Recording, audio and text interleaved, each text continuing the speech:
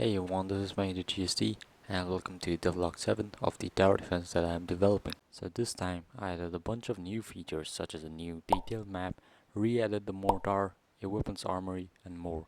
So without any further ado, let's jump right into it. So first off, I decided to model a new map in Blender because the old one was getting a bit too bland and boring. I did some sculpting on a low poly terrain to make the map, and then I did some simple texture painting to bring it alive, and then threw in some assets here and there, and it looked pretty cool. Next, I stated in the game description that there would be a central building you have to protect from enemies, so I decided to make that. I modeled it in Blender with a little bit of concept art drawings, and it turned out, well, kinda okay. I put all of this together, moved the tiles where they should be, and I think it looks kinda cool now, at least better than earlier. I changed around the environment and lighting a bit, messing with the skybox and trying to bake some light maps for performance improvements, and I have to say, I did notice an increase of around 5 to 10 FPS. But wait, what's a light map? Light maps are basically textures or images that are applied to objects to simulate their lighting conditions, so we don't have to calculate in real time their lighting and cache up our RAM and GPU usage, which leads to increased FPS. Games use this in objects like buildings and scene props. This of course also means that the object has to remain in one place the whole game for this to work accurately, which is known as static, so I decided to apply it to the trees and rocks. Also, I did not model the tree and rock models myself. I found them off a free pack on cdtrader.com. It was awesome, no credits to myself, links in the description so you can go check it out. I also added occlusion culling in the game for more performance. Occlusion culling basically cuts out the parts of the scene that the current camera can't see, so we are not rendering unnecessary stuff the whole time. This helps a lot in performance, of course. And big news, I re-added the mortar. I of course had to rewrite the script, but it's all set up now and works perfectly. And just because I created a complicated but pretty nice method for building management, which I did by using something called scriptable objects, I can add any building I want in just a 5-minute setup. Next up, I thought of adding extra stuff such as graphics selectors to the pause menu, so I did that. I added a quality slider, shadows and post-processing toggles, anti-aliasing selectors, and even more stuff such as resolution selectors, full screen toggle, and a master volume slider. I then threw together a quick main menu with a loading screen and stuff. This is literally what I design every single one of my main menus as, with a white blaring background and black text. It's not the best, but does the job for now. Now for the big thing, as I said in the previous video, I would complete the wave system by the next video, which is this one.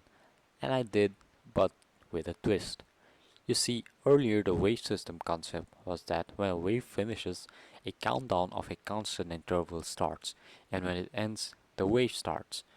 Pretty much like the Call of Duty Modern Warfare 3 wave system. By the way, I enjoy its survival mode way too much. But this time, you start waves manually. A wave finishes, a button appears to start the next wave. You can press this button anytime you're prepared for the next wave. Then one day, I was just lying around watching my phone when I saw a Code Monkey ad on Unity Navmesh, and that bugged me. I needed to add it to my game. So with that quick and awesome tutorial by CodeMonkey on how to use Unity Navmesh, I swapped out the old buggy enemy AI script I wrote myself with Unity Navmesh. It takes a bit to bake the pot, but then you just use this one function to set where the AI has to go, and the AI will navigate automatically, detecting any obstacles or unwalkable areas. Very, very cool. Also, I totally swapped out the old enemy model with a simple bean this time because I just wasn't in the mood to create extra good animations, well, because I could never do that. Then I decided that the game was lacking something, and that was sounds. I first set off to have a shooting sound for the turret, and this time I decided that instead of downloading a stock sound effect off a sketchy website, I would go forward and learn a bit of sound design as well and decided to record it myself. So I set up my microphone, dusted off my 3-year-old nerve disruptor, basically whatever I could find, to make a shooting sound effect and recorded some sounds in Audacity.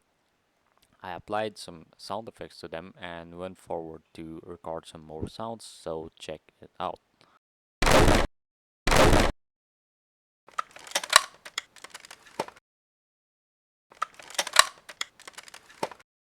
Then I really wanted to feel the game in first person because that's my favorite mode or POV of a game, you can say. So I dropped in a quick first person controller whose code I copied from Sharpcoder, thanks by the way, and looked absolutely fitting. Then the biggest thing I added this time is guns. I wanted the first person player to be able to defend the base his own way and not just depend on the computer controlled defenses. So I modeled an armory kind of thing in Blender, totally not copied from the COD MW3 survival armory. I told you, I love that game. I brought it into Unity. I didn't quite know how to export procedural textures like this really cool one I made right here, so rip half of the work. I made some armory logic to buy and replace guns with the logic of COD MW3 weapon buying. I imported this free, awesome, low poly guns pack from the Unity asset store because I simply couldn't spend time making so many guns with already the burden of modeling defenses and other stuff. I wrote a script that basically allows you to create any type of gun that you wanted. For now, I've just added the AK-74 and M4 guns. I'll create more soon, so stay tuned. And that's basically it for what I added this time. So as always, let's have one final playtest slash gameplay of the game's new version.